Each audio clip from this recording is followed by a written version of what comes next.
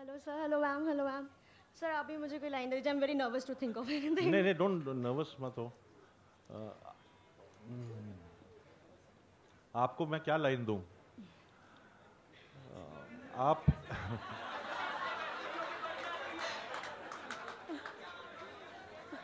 आप सबको ना माइक पे ये बताओ, आप सब दोस्त हैं ना आपके?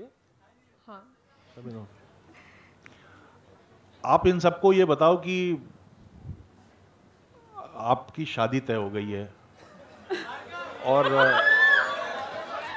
ये आपको मालूम है, आपको इस तरह का कैरेक्टर आपको मालूम है कि इनमें से काफी लड़के आपके 2-3 जितने का ये कोर्स होता था, कई आपके पीछे आपको लाइन मारी होगी उन्होंने, तो आप उनसे बोलो I am really sorry but मेरी शादी कहीं और तय हो गई है और मैं तुम लोग के साथ सिर्फ अभी 4-5 दिन और हूँ, उसके बाद चले जाओ। ये न्यूज़ दो।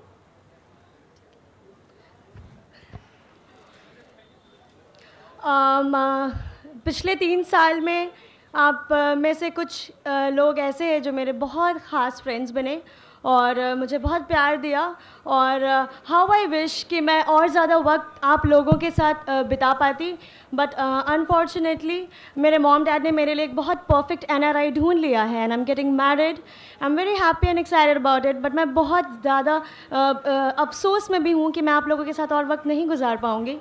जो भी प्यार आप लोगों ने दिया उसके लिए थैंक यू, और अभी 4-5 दिन और है तो let's have some fun boys.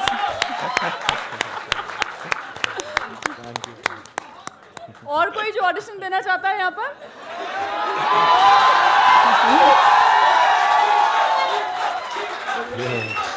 आप लगता है यहाँ के स्टार हैं। Hello sir. हाँ हेलो।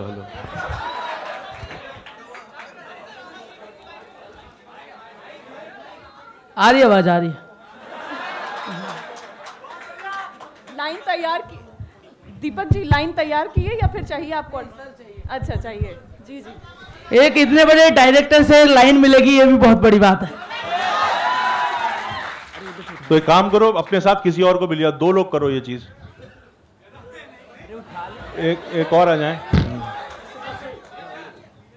आ जाओ मोहित भैया। एक आ जाओ। प्रकाश भैया आ जाओ। प्रकाश भैया आओ ना, इतने बड़े डायरेक्टर। जल्दी आइए प्लीज। इतना टाइम नहीं है, जल्दी जल्दी आओ यार।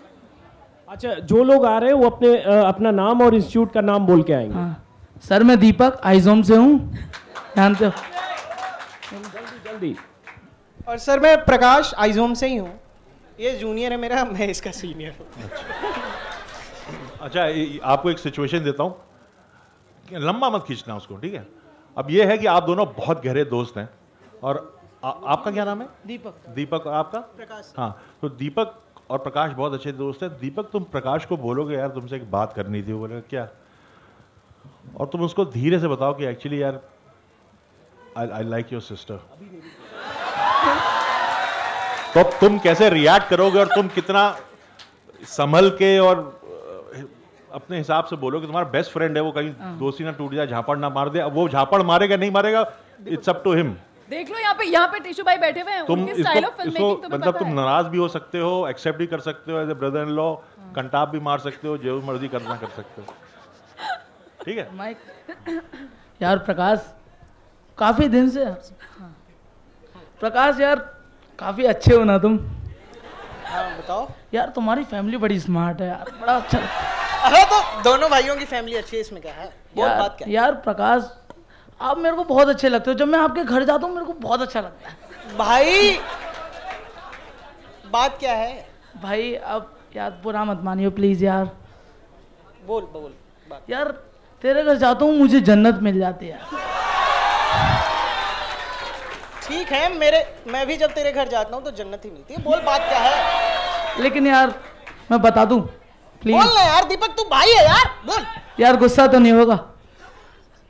बोल यार तेरी सिस्टर से मुझे प्यार हो गया। यार बुरा मत मानियो प्लीज यार। दीपक ये कहने की बात होगी क्या? यार बस बोल मत यार। हम दोस्त हैं ना? हाँ हम दोस्त हैं ना? तो तू राजी है? तो बस तू आज के बाद भूल जाइए। यार प्रकाश प्लीज दीपक मैंने कह दिया ना, भूल जा। Prakash. Okay okay, very good. Thank you. मजा आया आपको परफॉर्मेंसेस देखकर?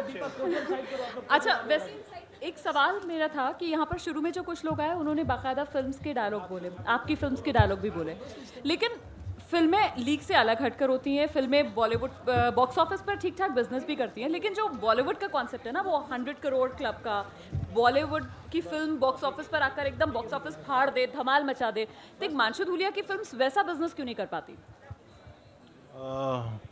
मेरी वो कोशिश नहीं रहती। अच्छा, मैंने कोशिश की थी अभी बुलेट राजा में, मुंह के बरगिला में। लेकिन चाहत है कहीं ना कहीं तो हिमांशु धूलिया में भी कि वैसी फिल्म्स भी बनाए। नहीं, मतलब मैं पिक्चर बनाना चाहता हूँ 100 करोड़ करोड़ 200 करोड़ के, वो एम नहीं होता, वो बिल्कुल नहीं होता है। पर मसाला फुल फ्लेजेड कमर्शियल फिल्म में हाथ आजमाने की चाहत, उसी का नतीजा बुलेट राजा में देखा। करेक्ट। ये टाइटल्स जो आप चुनकर लाते हैं, बुलेट राजा, अब एक रिवॉल्वर रानी भी आप लेकर आ रहे हैं, तो इसके पीछे क्या सोच होती है? आ रही है मेरी रिवॉल्वर रानी, अभी कंगना आने वाली है। वो क्या है कि क्योंकि मैं वो पिक्चर प्रोड्यूस कर रहा हूँ रिवॉल्वर रानी, वो मैंने डायरेक्ट नहीं किया, उसे डायरेक्टर हैं साई कबीर, लेकिन क्योंकि एक ही स्टेबल से निकल रही थी बुलेट राजा और रिवॉल्वर रानी, तो मुझे लगा गलत नहीं अगर इस तरह के टाइटल्स हों तो और स्क्रिप्टिंग आप ही की है? नहीं, वो स्क्रिप्ट रिवॉल्वर रानी भी साई कबीर ने ही लिखी है। अच्छा, वैसे जो फिल्म्स आप डायरेक्ट करते हैं उनकी स्क्रिप्टिंग भी आप खुद ही करते हैं जी। इसके पीछे कोई खास वजह? क्योंकि मैं डायरेक्टर बनने से पहले राइटर ही था। मैंने दिल से पिक्चर लिखी मणिरत्नम साहब की। शेखर जी जब एलिजाबेथ करने के पहले गए, वो 2-3 पिक्चर शुरू की, वो सारी फिल्में मैंने लिखी। बस इतना सा ख्वाब है एक फिल्म आई थी, वो मैंने लिखी। तो मैं पहले राइटर था, एज ए राइटर मैंने डायरेक्टर बना। तो अब अगर आप गुलजार साहब से कहेंगे कि आप फिल्म बनाएं और स्क्रिप्ट जो है जावेद अख्तर लिखेंगे, गुलजार साहब तो मना कर देंगे ना। तो क्योंकि मैं राइटर था इसलिए अपनी फिल्में खुद बनाता हूँ और आसान हो जाता है, क्योंकि जब आप लिखते हैं तो एक्चुअली आपने फिल्म बना दी होती है पेपर पे, उसको इवेंचुअली सिर्फ एग्जीक्यूट करना पड़ता है। मतलब पूरा कंसेप्चुअलाइज आप हाँ, फिर शूटिंग वक्त आपको सिर्फ अपने एक्टर को संभालना है कि अच्छी एक्टिंग हो जाए। वैसे हिट का कोई फॉर्मूला है क्या बॉलीवुड में? क्योंकि हम देखते हैं कि 1-2 आइटम सॉन्ग डाल दो, थोड़ा सा सेक्स का सीन, क्राइम का सीन, गाली, ये जो नया चलन देखने के लिए मिल रहा है, और लीजिए ये एक पैक तैयार हो गया और ये बॉक्स ऑफिस पे धमाल कर देगा। नहीं, हिट का कोई फॉर्मूला नहीं है, पता नहीं क्या होता है। हिट का फॉर्मूला अगर होता तो सारी फिल्में हिट होती। फिर ऑडियंस, पता नहीं क्या होता है कि ऑडियंस सूंघ लेती है फिल्म को और वही पिक्चर चलती है। मुझे लगता है वो पिक्चर का इंटेंट जो होता है वो ऑडियंस नाप लेती है, वो पिक्चर का पोस्टर देख के या फर्स्ट लुक देख के कि अब, लेकिन जैसे मैंने कहा ग्रैंड मस्ती भी हिट होती है। और अभी जो फॉर्मूला जो मुझे लग रहा है वो यही है कि मतलब अगर आप यूथ ओरिएंटेड फिल्में बनाएं, क्योंकि देश की पॉपुलेशन 50% इज बिलो 30 और सिर्फ हिंदुस्तान की टोटल पॉपुलेशन में से 3.5% लोग पिक्चरें देखते हैं। इतने कम लोग पिक्चर देखते हैं और उन कम में से सिर्फ इतने ज़्यादा यूथ है। अगर आप यूथ ओरिएंटेड फिल्में बनाएंगे तो शायद आप ज़्यादा सेफ है। उसका एग्जाम्पल जैसे मैं अनुराधा जी से बात भी कर रहा था कि एक ही दिन रिलीज़ होती है 1.5 इश्कियाँ और उसी दिन रिलीज़ होती है यारियाँ, और 1.5 इश्कियाँ नहीं चलती है और यारियाँ जैसी मतलब जैसी भी है वो हिट हो जाती है।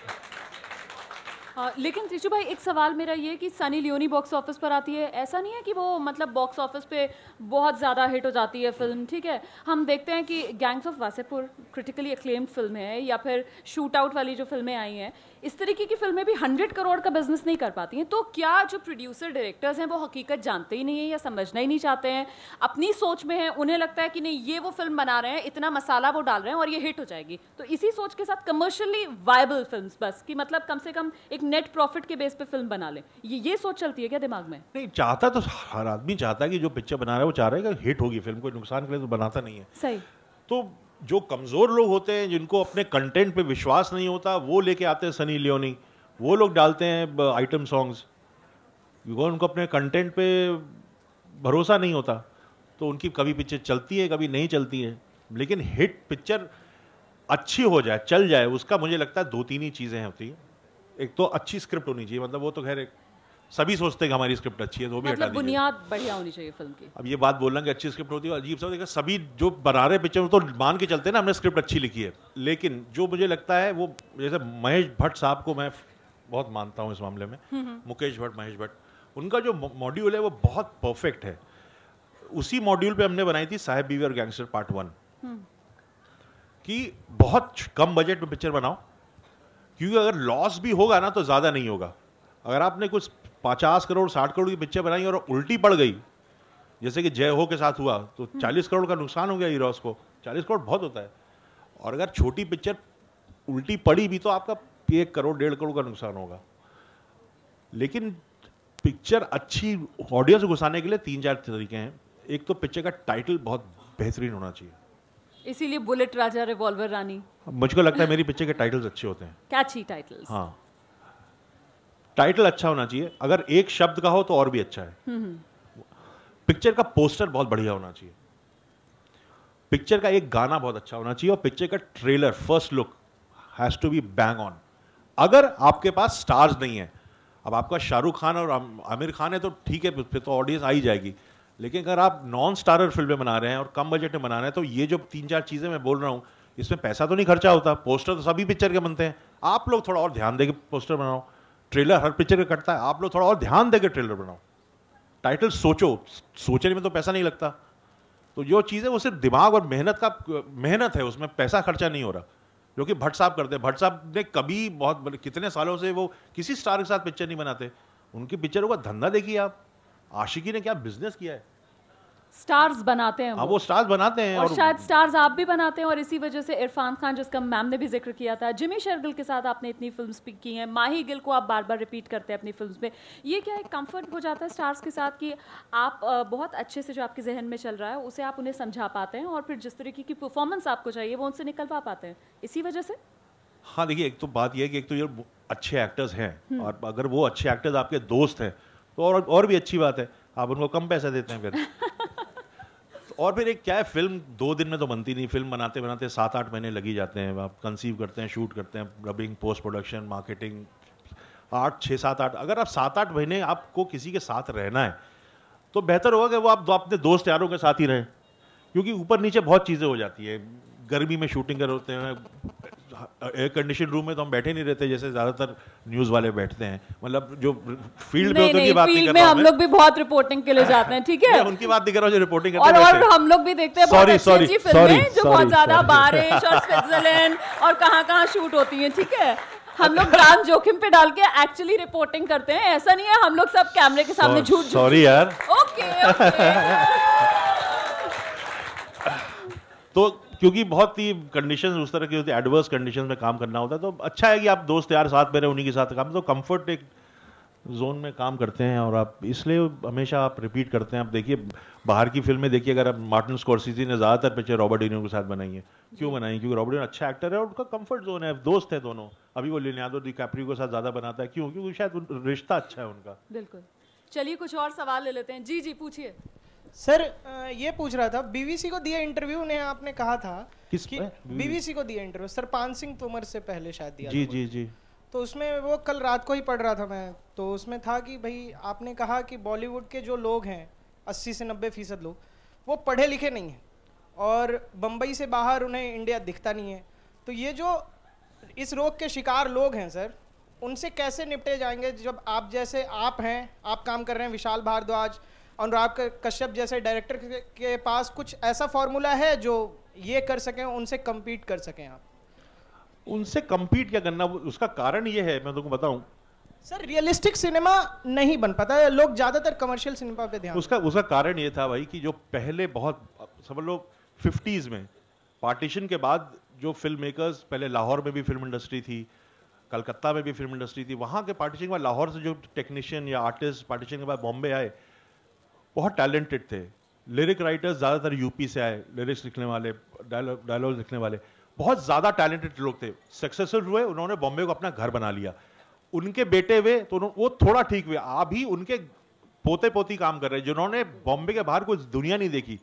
बिकॉज पापा used to make films, I am making films, you know, it's like that.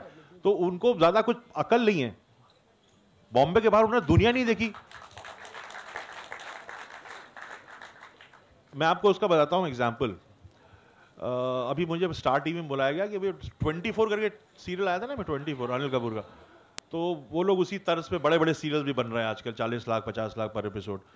तो मुझको बुलाया गया, तो मैंने कहा यार 24 चला नहीं आपका, आप लोग क्यों बना रहे हो ये? 1.3 की टीआरपी थी उसकी। तो उन्होंने कहा कि यू आर राइट 1.3 की टीआरपी थी, लेकिन उनका जो आपको पता होगा उसके बारे में कि वो जो सेगमेंट है जो कि दिल्ली यूपी बिहार वाला जो एक सेगमेंट है जिसमें वो मिडिल क्लास जिनके घर में एक गाड़ी है, 2 बच्चे हैं, टेलीविजन है, वो जो सेगमेंट है, उस सेगमेंट जो कि इवॉल्व्ड सेगमेंट है, थोड़ा इंटेलेक्चुअली इवॉल्व सेगमेंट, और बॉम्बे गुजरात को सबसे इंटेलेक्चुअली कम इवॉल्व मानते हैं वो लोग, इंटेलेक्चुअली एकदम डिफंक्ट जीरो लोग हैं। और यूपी दिल्ली बिहार वाला जो सेगमेंट है उसको मानते हैं, उस सेगमेंट में 7.8 की टीआरपी थी, 24 की टीआरपी है जो भी उसको कहते हैं, वहां पे बहुत चला। तो उसको देखते हुए अभी ये नए टीवी सीरियल्स आ रहे हैं जिनका बजट है 40 लाख 50 लाख पर एपिसोड। इसी तरह ये फिल्म मेकर्स जो कि यूपी बिहार या और जगह जो महाराष्ट्र बॉम्बे से बाहर के आए हुए, अनुराग कश्यप भी बनारस का है और इम्तियाज भी बाहर का है, रांची का है, जमशेदपुर का है, विशाल मेरठ का है, मैं इलाहाबाद का हूँ, बाकी सारे लोग सब बाहर से आए हैं, हम लोग तो आउटसाइडर्स हैं। हम लोग ठीक है थोड़े पढ़े लिखे होंगे और ज़्यादातर दिल्ली यूनिवर्सिटी के, मैं इलाहाबाद यूनिवर्सिटी का हूँ, तो थोड़ी हम लोग अपनी सोच समझ के आए हैं। हमारे मम्मी पापा तो थे नहीं इंडस्ट्री में, हमारे दोस्त इन सारे जो फिल्मी फैमिलीज हैं उनके दोस्त भी सब वही ऋतिक रोशन के सारे दोस्त हैं, गोल्डी बहल, ये सब लोग दोस्त हैं, बचपन से इन्होंने खेला कूदे और आज you are star, I am a director, तो भी क्या बनाएंगे ये लोग।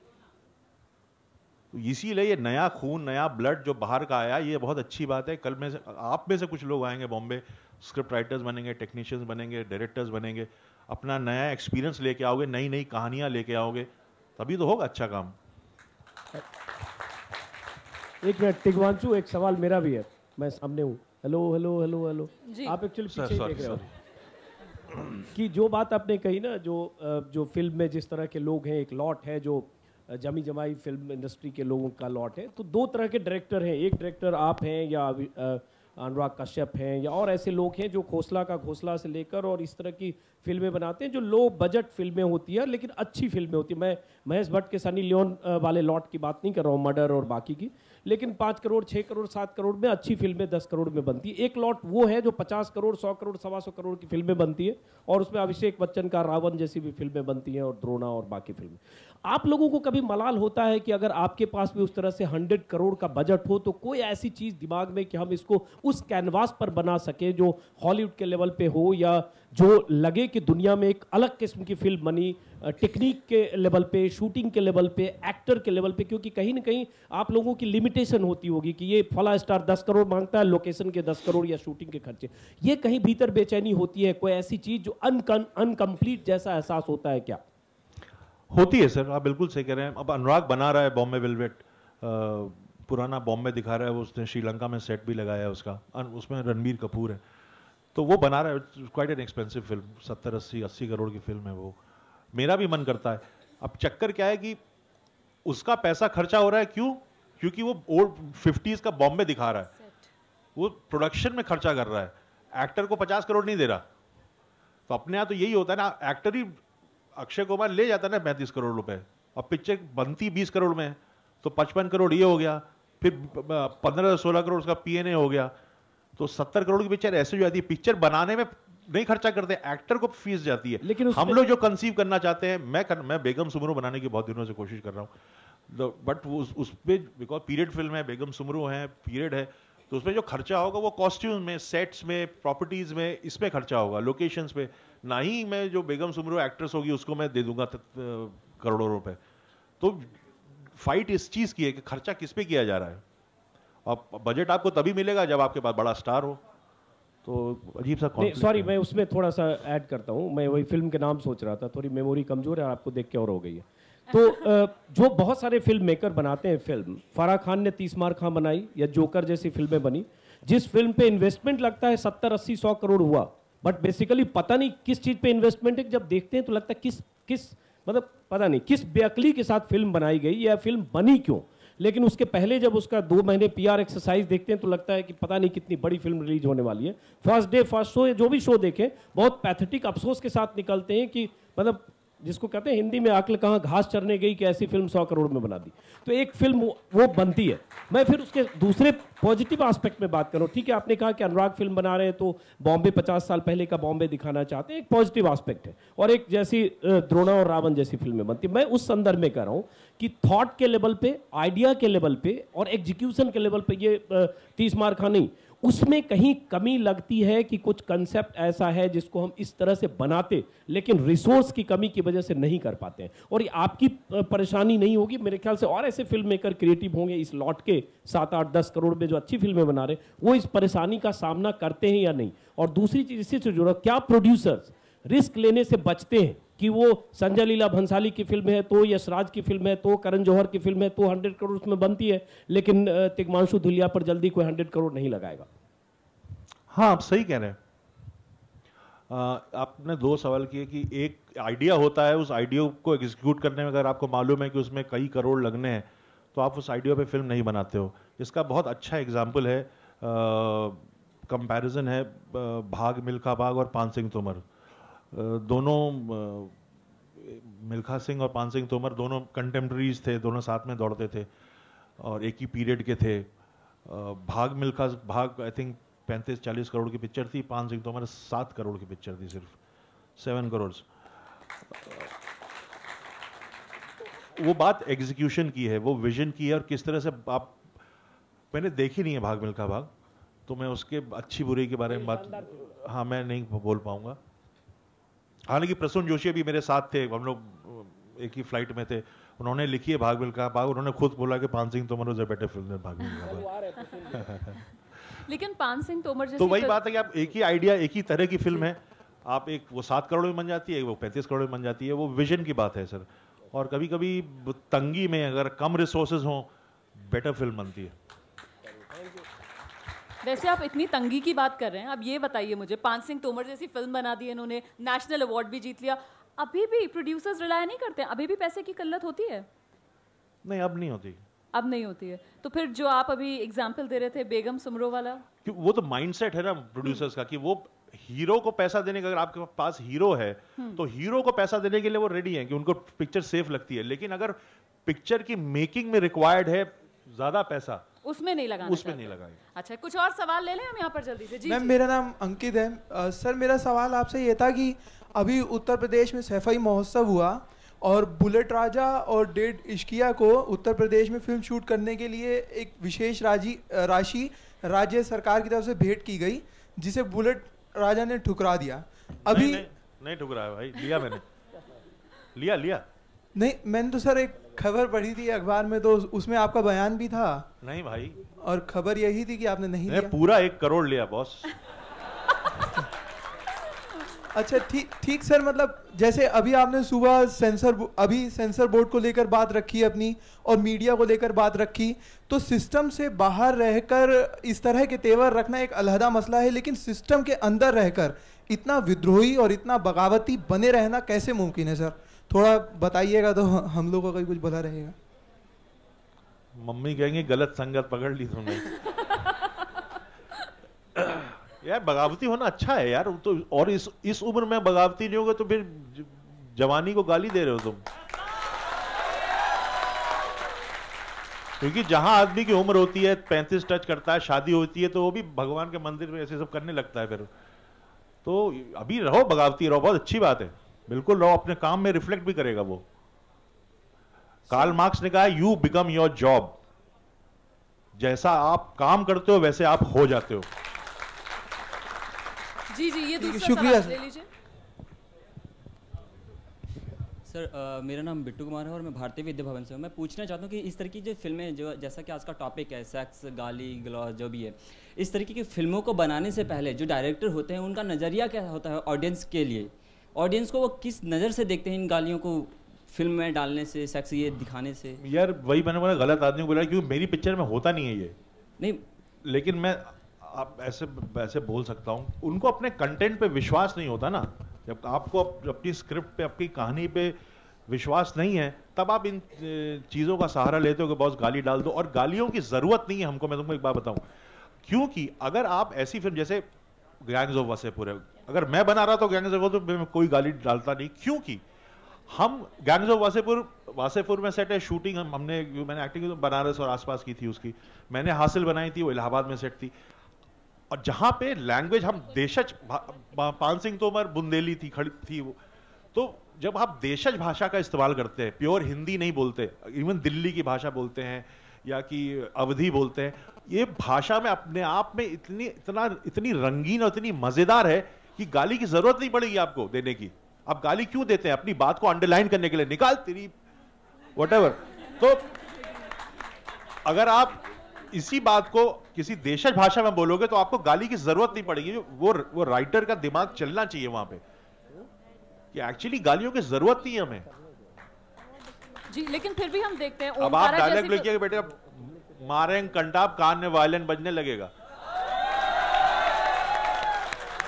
अब इसमें गाली देने की क्या जरूरत है? कोई जरूरत नहीं है। मजा उतना ही आया आपको कि बेटा इतनी गोली चली कि खोखा बिन के लखपति बन जाओ। गाली की जरूरत ही नहीं है। जी जी, सवाल लेना था। गुड आफ्टरनून सर, मैं अमित भारतीय विद्या भवन से।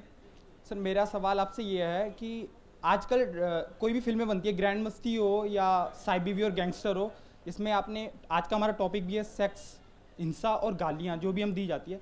सर कहीं ना कहीं इसके लिए समाज जिम्मेदार नहीं है? मेरे मित्रगण जो यहाँ बैठे हैं, फ्रेंड्स, कहीं ना कहीं फिल्में जो होती हैं, सिनेमा जो होती है, वो समाज का ही दर्पण होता है। जो चीज़ हम कर रहे हैं उसी को ही समाज फिल्मों में दिखाया जाता है। चाहे वो ग्रैंड मस्ती में हो, वही जोक्स हम जो व्हाट्सएप में शेयर करते हैं वही ग्रैंड मस्ती में दिखाया गया, तो मीडिया ने इसे बुरा कह दिया। मैं भी मीडिया स्टूडेंट हूँ, मीडिया ने उसे बुरा कह दिया कि ग्रैंड मस्ती बुरी है, पर वही हम शेयर भी करते हैं व्हाट्सएप पे, फेसबुक पे जोक्स। हम वही गालियों से शुरुआत करते हैं अपनी बातों की। आज हाय हेलो नमस्कार से शुरुआत नहीं होती। बिल्कुल, मतलब ये डिफेंस जो बार बार मीडिया, फिल्म वाले खास तौर से लेते हैं कि हम तो सोसाइटी का रिफ्लेक्शन ही तो है फिल्म्स, और क्या है। अभी कैसे ग्रीट करते हो? हाय हेलो नहीं मतलब क्या बोलते हो? जैसे सर कुछ भी बात होती है हम बीसी से ही स्टार्ट करते हैं, कुछ भी हो, और बीसी वर्ड्स शॉर्ट फॉर्म में मैं बोलूँगा, ठीक है।